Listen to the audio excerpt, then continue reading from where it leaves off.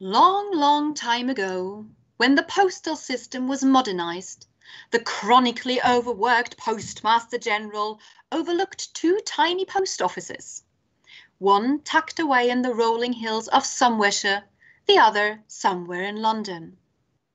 After unsuccessfully awaiting modernization, these two offices continued with their quiet lives until one day their daily routine was violently disrupted by the letters of Lady Susan, the most accomplished coquette in England. To avoid another scandal on social media, Lady Susan had now taken to letter writing, and her letters were eagerly expected by the two post offices through which all of these letters coincidentally passed. What with the secrecy of the letter no longer being what it used to be, Lady Susan's letters soon ceased to be private after all.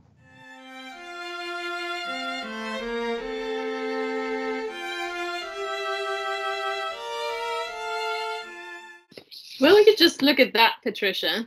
This is the longest letter we've had, and it looks like things aren't going too well up at the house. Oh, goody goody, that's so exciting. Don't you think the others will want to hear this too? I'm sure. I'm very sure they will. My people should be here any minute anyway. Do you want to go and round up your staff?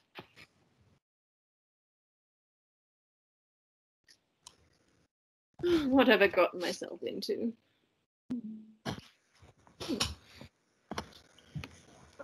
Oh, you started without us. What? No. I was just passing the time.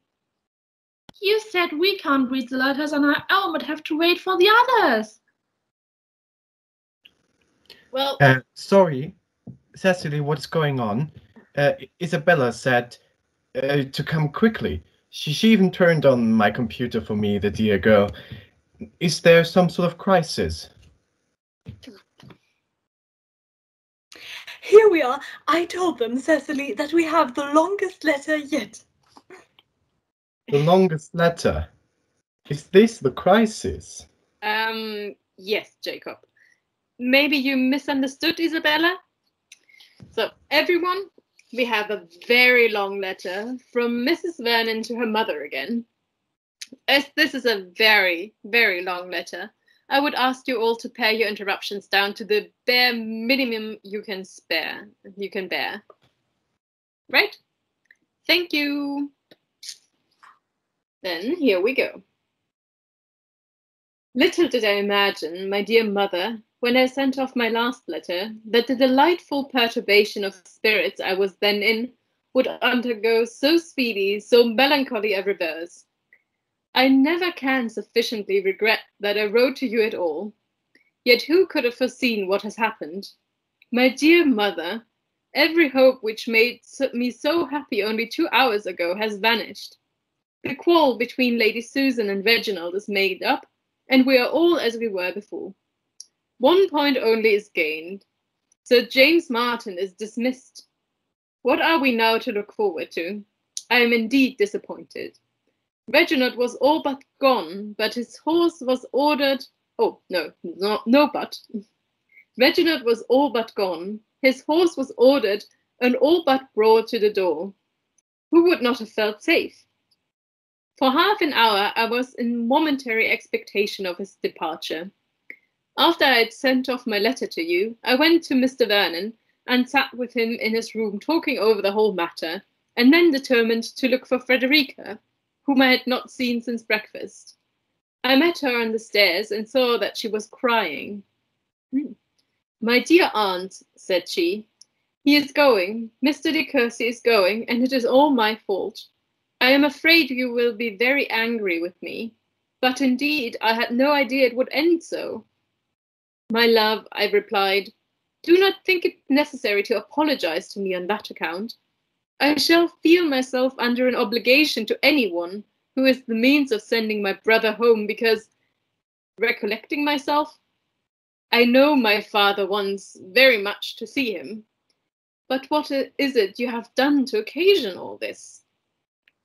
She blushed deeply as she answered, I was so unhappy about Sir James that I could not help. I have done something very wrong, I know.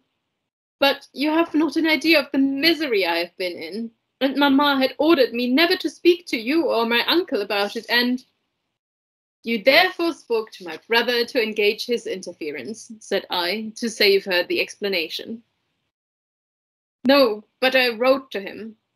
I did indeed. I got up this morning before it was light, and was 2 hours about it, and when my letter was done, I thought I never should have courage to give it. After breakfast, however, as I was going to my room, I met him in the passage, and then, as I knew everything must depend on that moment, I forced myself to walk past him and dared not look at him, and ran straight away to the post office. I was in such a fright I could hardly breathe.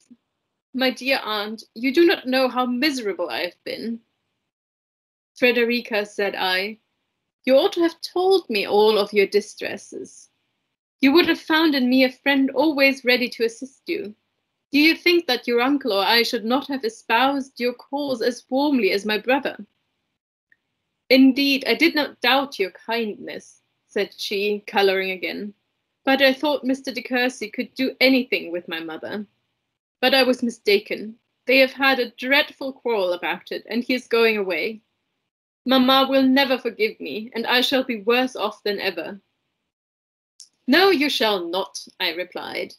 In such a point as this, your mother's prohibition ought not to have prevented your speaking to me on the subject. She has no right to make you unhappy, and she shall not do it. Your applying, however, to Reginald can be productive only of good to all parties. I believe it is best as it is. Depend upon it that you shall not be made unhappy any longer. At that moment, how great was my astonishment at seeing Reginald come out of Lady Susan's dressing-room. My heart misgave me instantly. His confusion at seeing me was very evident. Frederica immediately disappeared. Are you going? I said. You will find Mr. Vernon in his own room. No, Catherine, he replied. I am not going. Will you let me speak to you a moment? We went into my room. I find, he continued, his confusion increasing as he spoke, that I have been acting with my usual foolish impetuosity. I have entirely misunderstood Lady Susan, and was on the point of leaving the house under a false impression of her conduct. There has been some very great mistake. We have been all mistaken, I fancy. Frederica does not know her mother. Lady Susan means nothing but good by her, but she will not make a friend of her. Lady Susan does not always know, therefore, what will make her daughter happy. Besides, I could have no right to interfere. Miss Vernon was mistaken in applying to me. In short, Catherine, everything has gone wrong, but it is now all happily settled. Lady Susan, I believe, wishes to speak to you about it, if you are at leisure. Certainly, I replied, deeply sighing at the recital of so lame a story. I made no comments, however, for words would have been vain. Reginald was glad to get away, and I went to Lady Susan, curious indeed to hear her account of it. Did I not tell you, said she with a smile, that your brother would not leave us after all? You did indeed, replied I gravely, but I flattered myself you would be mistaken. I should not have hazarded such an opinion, returned she, if it had not at that moment occurred to me that his resolution of going might be occasioned by a conversation in which we had been this morning engaged, and which had ended very much to his dissatisfaction, from our not rightly understanding each other's meaning. This idea struck me at the moment, and I instantly determined that an accidental dispute, in which I might probably be as much to blame as himself, should not deprive you of your brother. If you remember, I left the room almost immediately. I was resolved to lose no time in clearing up those mistakes as far as I could. The case was this. Frederica had set herself violently against marrying Sir James. "And can your ladyship wonder that she should?" cried I with some warmth. "Frederica has an excellent understanding, and Sir James has none." "I am at least very far from regretting it, my dear sister," said she. "On the contrary, I am grateful for so favourable a sign of my daughter's sense. Sir James is certainly below par. His boyish manners make him appear worse, and had Frederica possessed the penetration and the abilities which I could have wished in my daughter, or had I even known her to possess as much as she does, I should not have been anxious for the match." So, it is odd that you should alone be ignorant of your daughter's sense. Miss Vernon speaking, Mrs. Vernon, by the way. And then, to which Lady Susan replies, "Frederica never does justice to herself. Her manners are shy and childish, and besides, she is afraid of me. During her poor father's life, she was a spoiled child. The severity which it has since been necessary for me to show has alienated her affection. Neither has she any of that brilliancy of intellect, that genius or vigour of mind which will force itself forward." So Mrs. Vernon interrupts. "Say rather that she has been unfortunate in her education." But Lady Susan is incorrigible. "Heaven knows, my dearest Mrs. Vernon, how fully I am aware of that.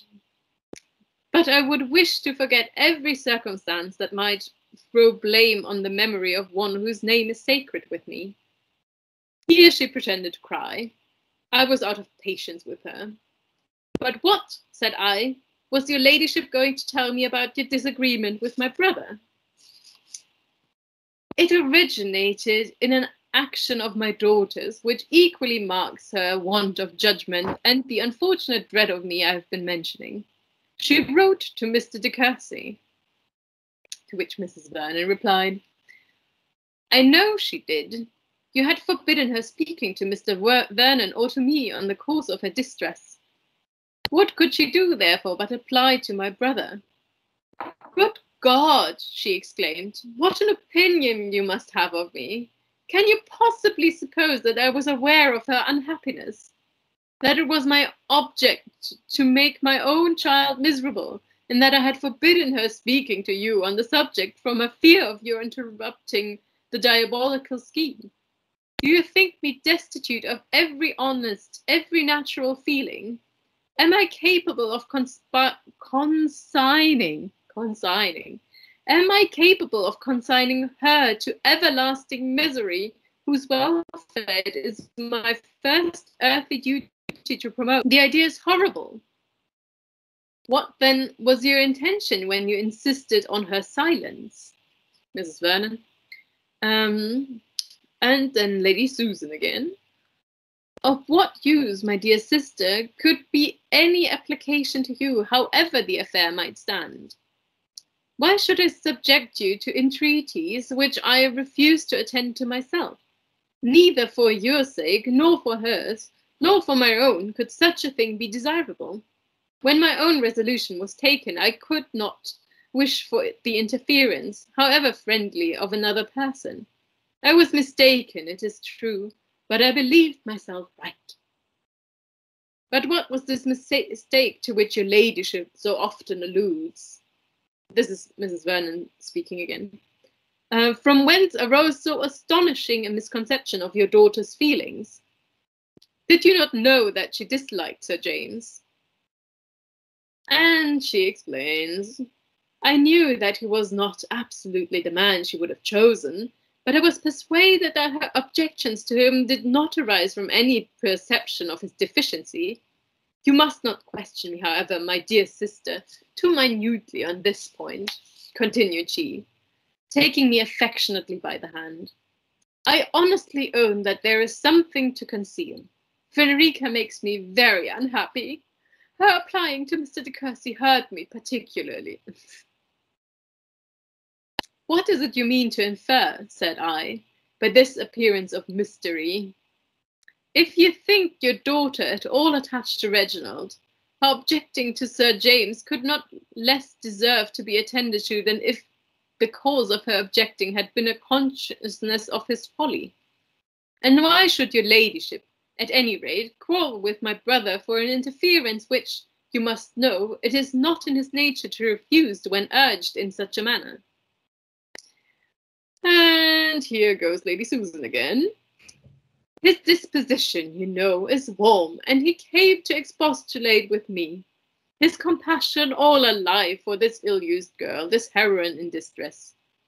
We misunderstood each other. He believed me more to blame than I really was. I considered his interference less excusable than I now find it. I have a real regard for him, and was beyond expression mortified to find it, as I thought, so ill bestowed. We were both warm and of course both to blame. His resolution of leaving Churchill is consistent with his general eagerness. When I understood his intention, however, and at the same time began to think that we had been perhaps equally mistaken in each other's meaning, I resolved to have an explanation before it was too late. For any member of your family I must always feel a degree of affection, and I own it would have sensibly hurt me if my acquaintance with Mr. de Courcy had ended so gloomily. I have now only to say further that as I am convinced of Frederica's having a reasonable dislike to Sir James, I shall instantly inform him that he must give up all hope of her. I reproach myself for having even, though innocently, made her unhappy on that score. She shall have all the retribution in my power to make. If she value her own happiness as much as I do, if she judge wisely and command herself as she ought, she may now be easy. Excuse me, my dearest sister, for thus trespassing on your time, but I owe it to my own character, and after this explanation, I trust I am in no danger of sinking in your opinion. I could have said, not much indeed, but I left her almost in silence. It was the greatest stretch of forbearance I could practice. I could not have stopped myself had I begun. Her assurance, her deceit, but I will not allow myself to dwell on them. They will strike you sufficiently. My heart sickens within me. As soon as I was tolerably composed, I returned to the parlour. Sir James's carriage was at the door, and he, merry as usual, soon afterwards took his leave. How easily does her ladyship encourage or dismiss a lover!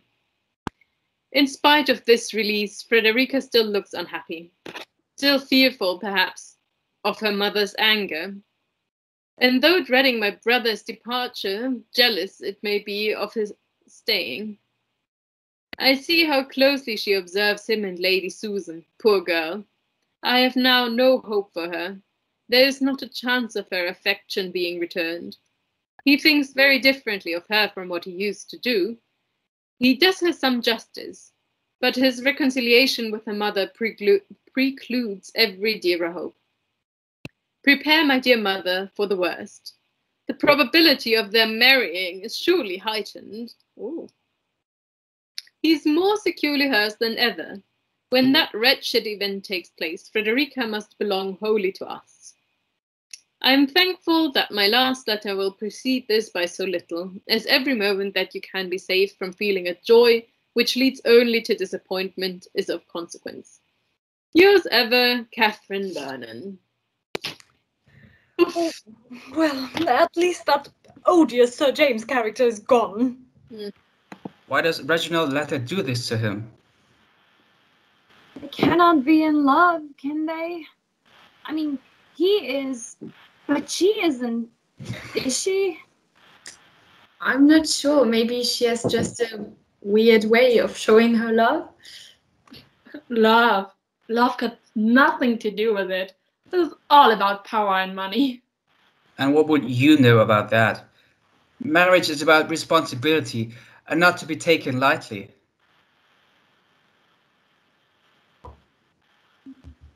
And love, Michael. Marriage is mainly about love. Absolutely, especially if you have children. Do not believe that Lady Susan would remarry too lightly so briefly after her husband's death. That cannot be proper. Yeah, but she's broke. Don't say that. Maybe she does not want to be on her own and would rather marry sensibly than be alone. I don't want to hear any philosophical debates about love and marriage. If you wish to discuss this letter any further, do that in your own free time. And now everybody off. Oh, Cecily, please. See you soon, Patricia. Thomas, Marianne. Yeah. Bye.